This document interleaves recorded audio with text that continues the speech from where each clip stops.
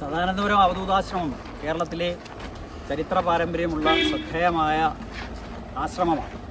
ഈ ആശ്രമത്തിൻ്റെ ചരിത്രത്തിൻ്റെ ഭാഗമായി മഹാനായ അയ്യങ്കാളി നവോത്ഥാന സമരത്തിൻ്റെ ഭാഗമായി സദാനന്ദപുരം ആശ്രമത്തിൻ്റെ മഠാധിപതിയായിരുന്ന സദാനന്ദ സ്വാമികളെ ഏതാണ്ട് 100 വർഷങ്ങൾക്ക് മുമ്പ് തന്നെ ഇവിടെ വന്ന് കാണുകയും അങ്ങനെ വലിയൊരു മഹത്തായ പാരമ്പര്യമുള്ള ഈ ആശ്രമം അവധൂതാശ്രമം പക്ഷേ പാരതീപുരത്ത് അതിനൊരു ബ്രാഞ്ചും സദാനന്ദപുരത്ത് ഏതാണ്ട് 200 ഏക്കറോളം വ്യാപിച്ച് കിടക്കുന്ന വിശാലമായ ഈ ഭൂമിക കൈക്കലാക്കുന്നതിന് വേണ്ടി ഒരു സംഘം ആളുകൾ ബഹുമാനപ്പെട്ട കേരളത്തിൻ്റെ ഗതാഗത വകുപ്പ് മന്ത്രി ശ്രീ ഗണേഷ് കുമാറിൻ്റെ ഭാഷയിൽ പറഞ്ഞാൽ ഭൂ മാഫിയ തന്നെ ഈ വിശാലമായ ഈ ഭൂമിക പിടിച്ചെടുക്കുന്നതിന് വേണ്ടി വലിയ ഗൂഢാലോചന നടത്തി ഏതാണ്ട് 3 മാസക്കാലമായി ആശ്രമം കേന്ദ്രീകരിച്ച് പുറത്തു നിന്നുള്ള ക്രിമിനൽ സംഘങ്ങളെ ഇവിടെ കൊണ്ടുവന്ന് താമസിപ്പിച്ച് ഇന്നലെ രാത്രി ഏതാണ്ട് 10:30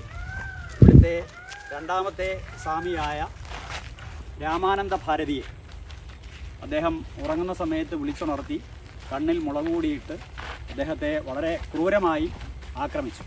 താലൂക്ക് ആശുപത്രിയിൽ കൊണ്ടുപോയി അവിടെ ചികിത്സിക്കാൻ പറ്റാത്തതുകൊണ്ട് ഇപ്പോൾ കൊല്ലത്തൊരു ആശുപത്രിയിൽ വിദഗ്ധ ചികിത്സയിലാണ്.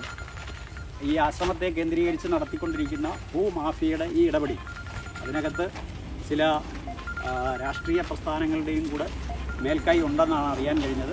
അപ്പോൾ ഇവിടെ ഇപ്പോൾ മന്ത്രി വന്നപ്പോൾ ഈ അടുത്ത സമയത്ത് സ്വാമിയായി മാറിയ ഒരാളിനെ മന്ത്രി തന്നെ ചില കാര്യങ്ങൾ ചോദിക്കുകയുണ്ടായി. അയാളുടെ പേര് അനിലെന്നാണ്. അയാളിപ്പം അമൃതാനന്ദ ഭാരതി എന്ന് ഞെട്ടിക്കുന്ന പേരിലാണ് അറിയപ്പെടുന്നത്. അപ്പോൾ ഈ 1 മാസം മുമ്പ് അദ്ദേഹം ഇൻസ്റ്റഗ്രാമിൽ ചിക്കൻ ഫ്രൈ അതുപോലെ തന്നെ ചിക്കൻ കറിയൊക്കെ പെട്ടെന്ന് എങ്ങനെ സ്വാദിഷ്ടമായിട്ട് വെക്കാം എന്ന് ഒരു പാചക ക്ലാസ് എടുക്കുന്ന ആളാണ് ഇപ്പോൾ വന്ന് സ്വാമിയായിരിക്കുന്നത്. അപ്പോൾ ഇവരുടെയൊക്കെ യഥാർത്ഥ മുഖം ഒരു ബാറിലെ അറിയപ്പെടുന്ന തിരുവനന്തപുരത്തെ ഒരു ബാറിലെ കറിക്കാരനായിരുന്നു അദ്ദേഹം. അപ്പോൾ അവരുടെയൊക്കെ പൊയ്മുഖങ്ങൾ ഇവിടെ അഴിഞ്ഞു വീഴുകയാണ്. ബഹുമാനപ്പെട്ട മന്ത്രി അദ്ദേഹത്തോട് ചോദിച്ചപ്പോൾ പോലും ഇക്കാലത്തോടു കൂടിയ മറുപടി നിങ്ങളോട് മറുപടി പറയേണ്ട കാര്യമില്ല എന്ന തരത്തിലാണ് പ്രതികരിച്ചത്. അപ്പോൾ എന്തായാലും സദാനന്ദപുരം ആശ്രമത്തിന് ജാതിമത വർഗ ചിന്തകൾക്ക് അതീതമായി ഒരു വിശാലമായ ഇമേജുള്ള ആശ്രമമാണ്. ആ ആശ്രമത്തിൻ്റെ അങ്ങനെയുള്ള ഇമേജ് പുനഃസ്ഥാപിക്കുന്നതിന് വേണ്ടി സർവ്വമതത്തിലുള്ള ആളുകളും ഇവിടെ സേവ് സദാനന്ദപുരം ആശ്രമം എന്നൊരു ആക്ഷൻ കൗൺസിൽ ഉണ്ടാക്കിയാണ്. അത് മന്ത്രിയുടെ ബഹുമാനായ മന്ത്രി അദ്ദേഹത്തിൻ്റെ മണ്ഡലത്തിലുള്ള ആശ്രമമാണ്. അദ്ദേഹത്തിൻ്റെ നേതൃത്വത്തിലാണ് ഇവിടെ ധാരാളം ആളുകൾ ഈ സംഭവം അറിഞ്ഞിട്ട് അടിച്ചുകൂടി. തീർച്ചയായും ഇത് സ്വാമിയെ ആക്രമിച്ചത് തുടർന്ന് ഈ ആശ്രമം കൈയടക്കുവാനുള്ള ഭൂമാഫിയയുടെ ഒരു ഗൂഢമായ പദ്ധതിയുടെ ഭാഗമാണ്. ഇതിനെ നമുക്ക് വിട്ടുകൊടുത്തുകൂടാ. മാധ്യമങ്ങൾ ഉൾപ്പെടെയുള്ള നിങ്ങൾ ഈ പച്ചയായ ഈ ആശ്രമം കയ്യേറാനുള്ള ശ്രമങ്ങൾ നമ്മുടെ ജനങ്ങളുടെ മുമ്പിൽ സമൂഹത്തിൻ്റെ മുമ്പിൽ കൊണ്ടുവന്ന് ഇതിനെതിരെ ഒരു വലിയ കൂട്ടായ്മ ഉണ്ടാക്കി ആശ്രമത്തെ സംരക്ഷിക്കണം. പണ്ട് പുരാതന കാലം മുതലേ കൃഷിക്കും അതുപോലെ തന്നെ ഔഷധങ്ങൾ ഉണ്ടാക്കുന്നതിനുമൊക്കെ പ്രാമുഖ്യം നൽകിയ ആശ്രമമാണിത്. ഇവിടെ ഒരു വൈദ്യശാല ഉണ്ടായിരുന്നു.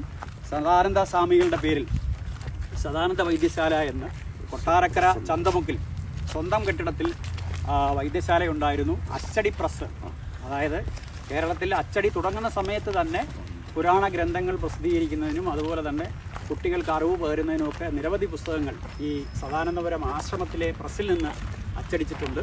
അപ്പം നമ്മൾ ഈ നടന്നു പോകുന്നതിൻ്റെ ഇടതുവശത്ത് ആ പഴയ പ്രസ്സിൻ്റെ കെട്ടിടമാണ്. ഇവിടെ നല്ലൊരു സ്കൂളുണ്ടായിരുന്നു. അവിടെ സംസ്കൃതം പഠിപ്പിക്കുന്ന സ്കൂളായിരുന്നു. ഈ കാണുന്ന വലിയ കെട്ടിടങ്ങളൊക്കെ.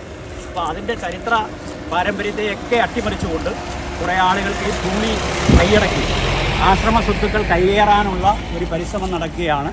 അതിൽ മന്ത്രി അവരുടെ എല്ലാം പേര് വെളിപ്പെടുത്തിയിട്ടുണ്ട്. തീർച്ചയായും നമ്മളെല്ലാം പൊതുപ്രവർത്തകരെന്ന നിലയിൽ ഈ ആശ്രമത്തെ സംരക്ഷിക്കുവാനും ആശ്രമത്തിൻ്റെ മതേതര സ്വഭാവം നിലനിർത്തുവാനുമുള്ള പരിശ്രമത്തിൽ ഞങ്ങളെല്ലാവരും ഉണ്ടാവും. മാധ്യമങ്ങളുടെയും ഒരു വലിയ പിന്തുണ ഉണ്ടാകണം എന്നാണ് ഈ അവസരത്തിൽ പറയുക.